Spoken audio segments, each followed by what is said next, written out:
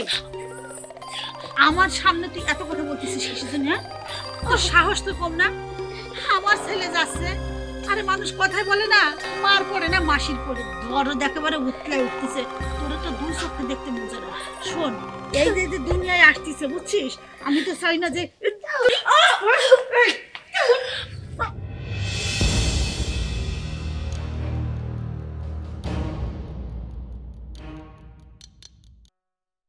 সূচনা।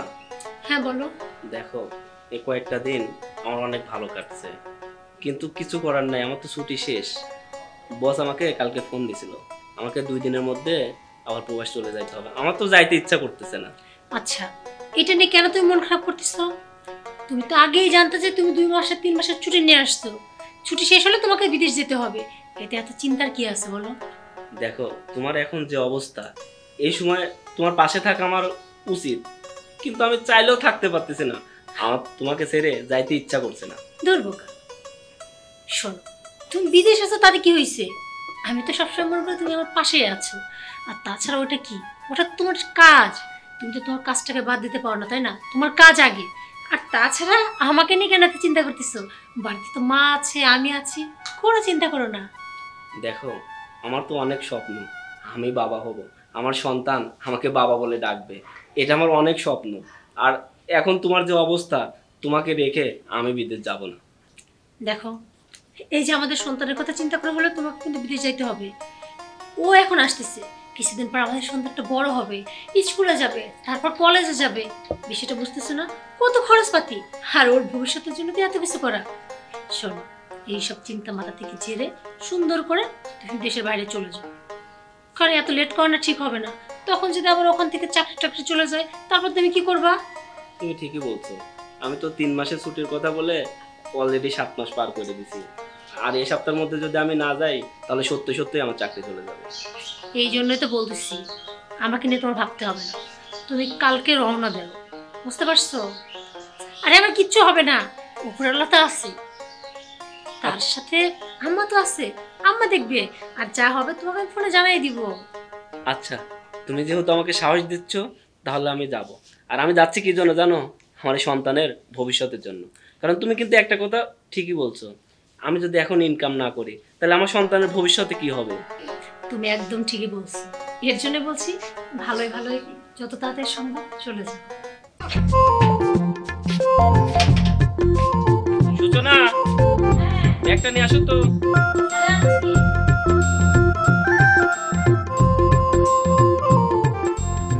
এই যে নাও। এবার বলো, বাজার থেকে কি কি আনতে হবে? বাজার থেকে আর কি নিয়ে আসবা? একটু ডাউল নিয়ে আসো, কাঁচা বাজার কিছু নিয়ে আসো, আর আম্মা যেগুলো তোমরা বলছো ওইগুলো নিয়ে আসো। আরে এগুলো তো আমি জানি, এগুলো তো আসলে আমাদের খাওয়ার বাজার, আর তোমারও তো অনেক কিছু খাইতে ইচ্ছা করে, তুমি সেইগুলোর মধ্যে কিছু বলো। আরে আমি তো খাই, আমার জন্য আবার এক্সট্রা কি নিয়ে আসতে হবে বলো? আরে এখন তোমার তো আসলে অনেক ফলমূল খাওয়ার দরকার, তারপরে তোমার যেটা খাইতে ইচ্ছা করে, যে অনেক ইচ্ছা করতেছে এই জিনিসটা খাইতে, এরকম কিছু বলো। আসলে অনেকদিন না ওই গরুর কালাভুনা খাওয়া হয় না, মানে বলছিলাম যদি একটু গরুর কালাভুনা হইতো না, খুব মজা করে খাইতাম। তুমি এটা কি বলছো?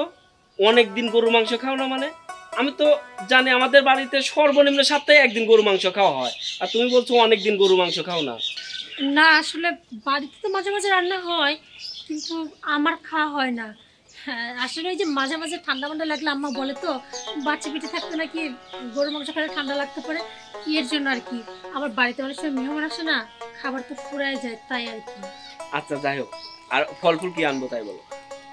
ফল ফুল তাহলে একটা কাজ করো, আঙ্গুর নিয়ে আসে কিছু, শুনছি আঙ্গুর বা বেদানা এগুলো খেলে নাকি বাচ্চার চেহারা সুন্দর হয়। আচ্ছা, আমি তুমি যেগুলো বললা ওইগুলোই নিয়ে আসবো, তাহলে আমি বাজারে গেলাম। হ্যাঁ আচ্ছা ঠিক আছে, তাড়াতাড়ি ফিরে কিন্তু। এই যে হ্যাঁ খুব খাইতে মন চাইছে, হ্যাঁ কোন ভাবে দেখবেন যে আমার ছেলেটার পকেটে টাকা খরচ করা যায়। আপনার তো ওই চিন্তা নাই যে সংসারটা কিভাবে উন্নতি হইবে, কিভাবে উন্নতি করব। এই যে যে পেটে নিয়ে একটা ঘুরতেছেন, এর কি ভবিষ্যৎ নাই? আর আপনার বাজান বিয়ের সময় কইছিল 3 লাখ টাকা দিব, এই 3 লাখ টাকা 3 টাকাও তো চোখে দেখলাম না। তোর বাপের সমস্যা কি? ফকিন্নির বাচ্চা, মানুষে দেখায় লয়ে লাউ লাগা আর খাওয়ায় কি মরিচ জল। শোন, মরিচ টোরে কিভাবে ডলতে হয় আমি ঋতু কিন্তু খুব ভালো করে জানি, বুঝতে পারছিস? আর তোর আঙ্গুর বেদানা, তোর গরুর মাংসের কালা ভুনা একেবারে তোর ললিটা একেবারে বন্ধ করে দেবে। তোর কালা ভুনা খাওয়ার কথা কিছু কইছি? হারামজাদি, সংসারে দুনিয়ার কাজ পড়ে আছে আর উনি আঙ্গুর খাবে, বেদানা খাবে, কালা ভুনা খাবে। তোর খাওয়া একেবারে জন্মের মতো ভুলা দেবো। এটা দুনিয়া থালা বাসন পড়েছে, এক্ষুনি থালা বাসন কে মজবি, যা। যাচ্ছে আম্মা, বিশ্বাস করেন না আমি এগুলো খাওয়ার কথা বলিনি। এগুলো খাওয়ার কথা বল, যা।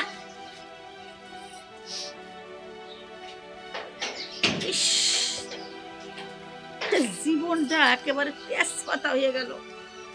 চাই কি আর পাই কি, ফকিন্নির বাচ্চা।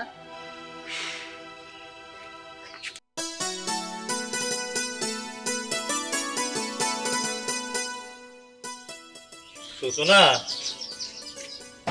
মা সূচনা।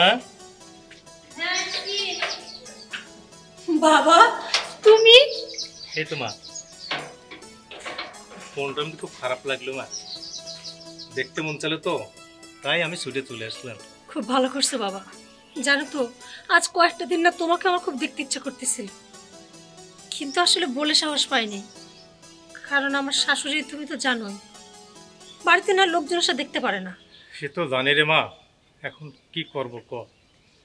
জানো তো বাবা, তুমি আমার বাড়িতে আসছো আমাকে দেখার জন্য, কিন্তু আমার এই সাহসটুকু নাই যে তোমাকে বাড়ির ভিতরে নিয়ে যাব বা বলবো বাবা আসো তোমাকে খাইতে দিই। আমি ইচ্ছা করলেও তোমাকে নিজের হাতে তুলে খাওয়াইতে পারবো না বাবা। মা রে, আমি তোর বাড়ি খাইতে আসি নাই মা, আমি শুধু তোর এই মুখটা দেখার জন্য আসছি রে মা। বাহ, চমৎকার দৃশ্য দেখলাম। বাবা মেয়ে খাওয়ার কথা, আরে এইসব ফকিন্নিরা কোথায় কোথায় খাওয়ার কথা বলবে, এটা তো স্বাভাবিক, তাই না? বিয়ান সাহেব, যত গালিগালাজ আমাকে দেন সমস্যা নাই, আমার এই মা আমার মেয়েটাকে আপনি গালি দেবেন না, আমার কষ্ট লাগে। এই থামেন তো, আপনার মা মরা মেয়ে। যখন বিয়ে দিছিলেন 3 লাখ টাকা দিবেন কইছিলেন, তখন মনে ছিল না বাপ মরা না মেয়ে মরা? শোনেন, ওইসব কথা আমি কোনো কিছু শুনতে চাই না। এই লজ্জা করে না যে মেয়ের বিয়ের সময় বলছিলেন যে টাকা দেব, ওই টাকা না দিয়ে আমার বাড়ির ত্রিসীমানায় পা দেন? আরে লজ্জাবোধ বলতে তো একটা কথা আছে নাকি? আপনার কিছুই নাই। আম্মা, বাবা তো আমাকে জাস্ট চোখে দেখে দেখতে আসছে, আর আপনি এইভাবে বাবাকে অপমান করতেছেন। এই খবরদার, আমার কথার উপরে একটা কথাও বলবি না ফকিন্নির বাচ্চা। তোর বাপ কি ব্যারিস্টার হয়ে গেছে নাকি যে তোর বাপের সামনে কিছু বলতে পারবো না? বাবা তুমি আর এখানে থেকো না, এখান থেকে যাও। আমার চোখের সামনে তোমাকে এইভাবে অপমান করবেন আমি সহ্য করতে পারবো না। যাও বাবা। মা, আমি নেকা কান্নার জন্য এখানে আসছে। এই তোর বাপ কোন লজ্জায় এখানে আসে, আর তুই আমার অনুমতি ছাড়া তোর বাপরে নিয়ে আমার এখানে কথা বলতেছিস? শোন, তোর একটা কথা বলে রাখলাম, তোর বাপ যদি টাকা না দিতে পারে, তোর বাপ এখানে আসার তো দূরের কথা, তুই কোনো যোগাযোগ করতে পারবি না তোর বাপের সাথে। যা বাড়ির ভিতরে যা, যা কইতেছি। আচ্ছা যাচ্ছি। যত সব আপদ বালায় ঝয় ঝঞ্ঝাট আসে আমার বাড়িতে, আমার মাথা ঠিক নাই। আরে টাকা টাকা টাকা টাকা দিতে পারবি না ফকিন্নির বাচ্চা, কিসের জন্য টাকার কথা বলছি? মাথাটা পুরাই আগুন করে দিচ্ছে। আবার এই বাড়ি আসো তোর একেবারে আমি যে কি করবো তার কোনো শেষ নেই।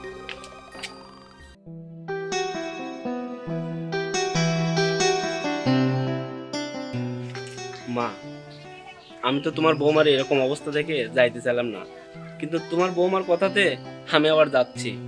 মা, তুমি সূচনাকে একটু দেখে রাখো, শুধু তোমার ভরসাতেই কিন্তু আমি যাচ্ছি। আচ্ছা শোন, তোর এত কিছু ভাবতে হবে না, কোনো চিন্তাও করা লাগবে না। তুই যেখানে যাচ্ছিস যা, আর আমি তো বাড়িতে আছি, কোনো সমস্যা নেই। তুই ভালো ভালোর মতো যা। আচ্ছা মা, আমি চলে গেলাম, আমার আবার দেরি হয়ে যাচ্ছে। শোনো না, বলছিলাম কি ভালোভাবে পৌঁছায় কিন্তু একটা ফোন দিও, নাহলে তো চিন্তা হবে। আচ্ছা আচ্ছা, ফোন দিবি না, যা বাবা তুই ভালো। তুমি নিজের প্রতি যত্ন নিও। হ্যাঁ আচ্ছা ঠিক আছে, আর ঠিকভাবে খাওয়া দাওয়াটা করবো। আচ্ছা মা, আমি গেলাম। আচ্ছা যা, দেখে শুনে যাইও। এই আমার সামনে তুই এত কথা বলতেছিস কিসের জন্য? হ্যাঁ, তোর সাহস তো কম না? আমার ছেলে যাচ্ছে। আরে মানুষ কথাই বলে না, মার পড়ে না মাসির পড়ে। ধরো একেবারে উঠতেছে। যাও পৌঁছায় ফোন দিও। ফোন তোর কাছে দিবে? আরে ফোন দিলে দিবে আমার কাছে। আম্মা আমি আপনার কাছে ফোন দেওয়ার কথা বলছি, আমার কাছে না তো। আসলে ও কি ঠিকভাবে পৌঁছালো না কিনা সেটা জানার জন্য ফোন দেওয়ার কথা বলছি। তোর তো এত কথা জানার দরকার নাই। তোর এখন চিন্তা কর যে তুই মরবি কখন। তোরে তো দুই চোখে দেখতে মন চায় না। শোন, এই যে যে দুনিয়ায় আসতিছে বুঝছিস, আমি তো চাই না যে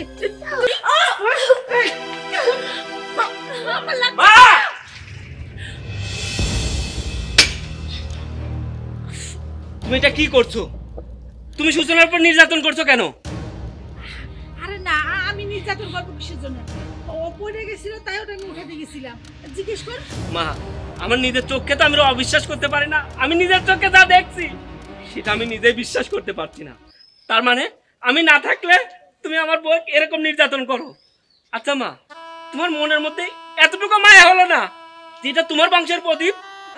আর আর তুই আমারে ভুল বুঝতেছিস বাবা। হ্যাঁ, এইরকম কিছু না। আসলে দেখ, ও না ধাক্কা লেগে পড়ে গেছে। মা, আর মিথ্যা কথা বলো না। আমি কিন্তু সব জানি। ওর অপরাধ কি? ওর বিয়ের সময় 3 লক্ষ টাকা দেওয়ার কথা ছিল, সেই টাকা দেয় না জন্য তুমি ওকে নির্যাতন করছো, তাই না? আচ্ছা মা, তুমি একটা কথা বলো। বাবা মারা যাওয়ার পরে আমাদের অনেক অভাব ছিল, আমি এটা মানছি, আমাদের দিনপথ ভালো চলতো না। কিন্তু এখন তো তোমার ছেলে ইনকাম করে। মা, আমি প্রবাস থেকে লাখ লাখ টাকা ইনকাম করছি, বাড়ি করছি, গাড়ি করছি, এখন আমার সব আছে। তারপরে তোমার টাকার প্রতি এত লোভ কেন মা? তুমি সামান্য টাকার জন্য এই বউকে নির্যাতন করছো। তোমার একটু মায়া হলো না যেটা আমার বংশের প্রদীপ? জানো মা, আমার কত স্বপ্ন আমি বাবা হব, আমার সন্তান আমাকে বাবা বাবা বলে ডাকবে, অথচ আমার সেই স্বপ্নটা তুমি কুড়িয়ে দিচ্ছিলা। আমি যদি সময় মতো না আসতাম তাহলে কি হতো বলো? তুমি যে আমার মা, এই কথা বলতে আমার ঘৃণা হচ্ছে যে তুমি আমার মা। সূচনা,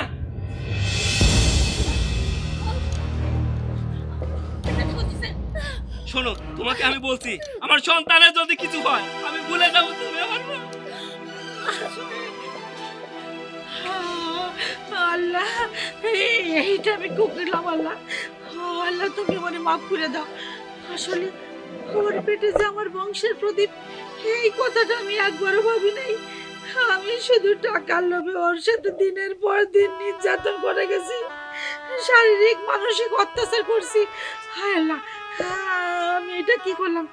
এখন যদি ওই পেটের বাচ্চার কোনো সমস্যা হয়ে যায়, আল্লাহ, আল্লাহ তুমি রক্ষা করো। আমি ভুল করে ফেলছি, আল্লাহ তুমি আমারে মাফ করে দাও। আল্লাহ তুমি আমার বংশের প্রদীপকে সুস্থভাবে এই দুনিয়া আসার তৌফিক দান করো। আল্লাহ, আল্লাহ তুমি কোনো বিপদ দিও না। আমি এখন কি করব? আমি এখন কি করব? আল্লাহ, আল্লাহ তুমি রক্ষা করো। আল্লাহ, আল্লাহ তুমি রক্ষা করো। হে আল্লাহ, তোমার দরবারে এই পাপী বান্দা দুটি হাত তুলছে। আল্লাহ, তুমি আমার বৌমার কোনো অসুবিধা করো না। আল্লাহ, তুমি ভালোভাবে ওদের বাড়ি পৌঁছান। আল্লাহ, তুমি একটা ভালো খবর দিও। আল্লাহ, আমাদের আমি অনেক বড় ভুল করে ফেলছি। আল্লাহ, আল্লাহ তোমার দরবারে দুটো হাত তুলছি। আল্লাহ, তুমি আমার এই 2 হাত কবুল করো। আল্লাহ। আম্মা, বাবা, এই দেখেন আম্মা, আপনার নাতি ছেলে সোহেল, আমার বংশের প্রদীপ। আল্লাহ, তোমার দরবারে লাখো কোটি শুকরিয়া। আল্লাহ, তুমি আমার কোলে একটা সুন্দর ফুটফুটে বাচ্চা দিয়েছো। আল্লাহ, আমি কত না অন্যায় করছি। আল্লাহ, তুমি মাফ করে দিও। বৌমা, বৌমা, আমি 7 রাজার দর পেয়েছি। সোহেল বাবা, বাজারে যত মিষ্টি আছে তুই সব মিষ্টি নিয়ে আসবি। মা, তোমার সেটা বলতে হবে না, আমি মিষ্টির দোকানে অলরেডি অর্ডার দিয়ে আসছি। বৌমা, তোমার উপর অনেক দখল গেছে, আর কোনো চিন্তা নাই। আরে তোমার জন্য, দাদুভার জন্য আমি আছি, দিন রাত পরিশ্রম করবো তোমাদের জন্য। চলো বৌমা, ঘরে চলো, রেস্ট নিবা। চল চল ঘরে চল।